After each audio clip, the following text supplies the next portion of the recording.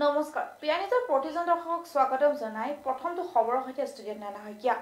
বিটিআৰৰ নিৰ্বাচনৰ মাজত মাত্ৰ ৩টামান দিন বাকী নিৰ্বাচনৰ প্ৰাক মুহূৰ্তত দলৰ সলনি কৰাৰ জোৱাৰ এতিয়া বিটিআৰত প্ৰমোদ বৰুৱাৰ গৃহ সমষ্টিৰ ২ শতাধিক সক্ৰিয় ইউপিপিএল কৰ্মীয়ে যোগ দিলে গণসুৰক্ষা পাৰ্টিত পুনৰবাৰ জনাইছো বিটিচিত নিৰ্বাচনৰ মাজত মাত্ৰ ৩টামান দিন বাকী নিৰ্বাচনৰ প্ৰাক মুহূৰ্তত দল সলনি কৰাৰ জোৱাৰ এতিয়া বিটিআৰত প্ৰমোদ বৰুৱাৰ গৃহ সমষ্টিৰ ২ শতাধিক সক্ৰিয় ইউপিপিএল কৰ্মীয়ে যোগ দিলে গণসুৰক্ষা পাৰ্টিত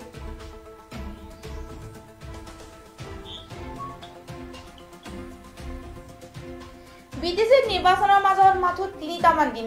বাকী থকা প্ৰাক মুহূৰ্তত দল সলনি কৰাৰ জোৱাৰ এতিয়া বিটিআৰত প্ৰমোদ বৰুৱাৰ গৃহ সমষ্টিৰ ২ শতাধিক সক্ৰিয় ইউপিপিএল কৰ্মীয়ে যোগ দিলে গণসুৰক্ষা পাৰ্টিত আনফালে ২৭ নং নাগৰিজুলি পৰিষদীয় সমষ্টিত ইউপিপিএল দল ত্যাগ কৰি সমৰ্থন আগবঢ়ালে নিৰ্দলীয় প্ৰাৰ্থীক আক্ৰমণৰ প্ৰত্যাক্ৰমৰ চূড়ান্ত অৱস্থাত এতিয়া বিটিচিৰ ২৭ নং নাগৰিজুলি পৰিষদীয় সমষ্টিৰ নাগৰিজুলি ব্লক ইউপিপিএলৰ খহনীয়া নেতৃত্বৰ ভূমিকাত ক্ষুণ্ণ আৰু কেইবাটাও অভিযোগেৰে বহুকেইজন বিষয়ববীয়া পদত্যাগ দলটোৰ পৰা আনুষ্ঠানিকভাৱে সমৰ্থন আগবঢ়ালে সমষ্টিটোৰ নিৰ্দলীয় প্ৰাৰ্থী ৰবীন্দ্ৰ বিশ্বাসক নাগৰিজুলি ব্লক বিপিএফৰ উপসভাপতিকে আদি কৰি ৫০ গৰাকী নেতৃবৰ্গই কৰিলে পদত্যাগ সমষ্টিৰ উন্নয়ন আৰু গম অধিকাৰৰ স্বাৰ্থত নিৰ্দলীয় প্ৰাৰ্থী ৰবীন্দ্ৰ বিশ্বাসক জিকাই নিয়াৰ প্ৰতিশ্ৰুতি বিষয়ববীয়াসকলৰ ইউপিপিএলৰ দলৰ বাহিৰত যিমান স্বচ্ছ আৰু পৰিৱৰ্তনৰ শ্লোগান দিয়ে ভিতৰত একোৱেই নহয় বুলি মন্তব্য কৰ্মীসকলৰ আনফালে ২৮ নং গয়াবাৰী পৰিষদীয় সমষ্টি ইউপিপিএল দলৰ প্ৰায় ২ শতাধিক কৰ্মীয়ে দল ত্যাগ কৰি আনুষ্ঠানিকভাৱে যোগদান কৰে গণসুৰক্ষা পাৰ্টিত যোগদান কাৰ্যসূচীত কোকৰাঝাৰ লোকসভাৰ সাংসদ নৱকুমাৰ শৰণীয়াই কয় যে একাংশ অবড়ো ৰাইজে কিবা প্ৰলোভনেৰে বলি হয় আন্দোলনত গৈছিল যদিও এতিয়া তেওঁলোক নিজৰ ৰাজনৈতিক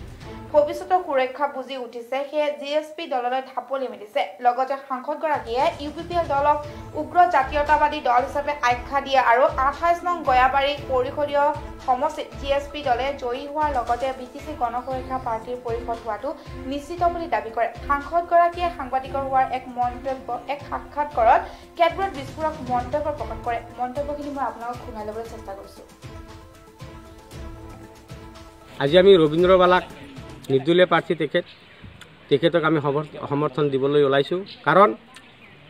তেখেতৰ গাত নেতাৰ ৰাজনৈতিক নেতাৰ যিখিনি গুণ সেইখিনি গুণ তেখেতৰ গাত আছে আৰু তেখেতে আমাৰ এই নাগৰিজুলি বাসিন্দাৰ কাৰণে 10 বছৰ কাল তেখেত MCLA হৈ আমাৰ যথেষ্ট উপকাৰ কৰিছে আৰু মই ভাবোঁ এতিয়াও তেখেত জয়ী হ'লে আমাৰ নাগৰিজুলিবাসীৰ কাৰণে যথেষ্ট উপকাৰ কৰিব লগতে NRCৰ কাৰণে যিখিনি মাথা তেখেতে মাৰিছে সুশীল দাসে তাৰ 1% মাৰা নাই দল ত্যাগ কৰি আজি আমি ৰবীন্দ্ৰ বালাক নিৰ্দলীয় প্ৰাৰ্থী তেখেতক আমি সমৰ্থন দিবলৈ ওলাইছোঁ কাৰণ তেখেতৰ গাত ইউপিপিএল দলৰ কাৰ্যভাৰ বা ব্লক প্ৰেচিডেণ্টৰ যোনটো নীতি পচন্দ মোৰ মানে ভাল লগা নাই আৰু খুব আছে আমাৰ কিছুমান যিখিনি বস্তু আমি দাবী কৰোঁ সেইখিনি নাপাওঁ প্লাছ আৰু মই ভাবোঁ নাগজুলি সমষ্টিৰ কাৰণে ৰবীন্দ্ৰ বালা বিশ্বাস ওপৰত কোনো নাই বুলি ভাবোঁ এতিয়া আমি ইউপিপিএল দলটো ত্যাগ কৰি আহিলোঁ কাৰণ এতিয়া আমি কোনো দলক সমৰ্থন নিদিওঁ আমি যিহেতু ভোট দিব লাগিব নাগৰিক হিচাপে এবাৰ আমি আমাৰ ইণ্ডিপেণ্ডেণ্ট প্ৰাৰ্থী সন্মানীয় ৰবীন্দ্ৰ বালা বিশ্বাস ডাঙৰীয়াক আমি আমাৰ এই গ্ৰুপটোৰ পৰা পূৰ্ণ সমৰ্থন দিম এতিয়া আমি কোনো দলক সমৰ্থন নিদিওঁ আমি যিহেতু ভোট দিব লাগিব নাগৰিক হিচাপে এবাৰ আমি আমাৰ ইণ্ডিপেণ্ডেণ্ট প্ৰাৰ্থী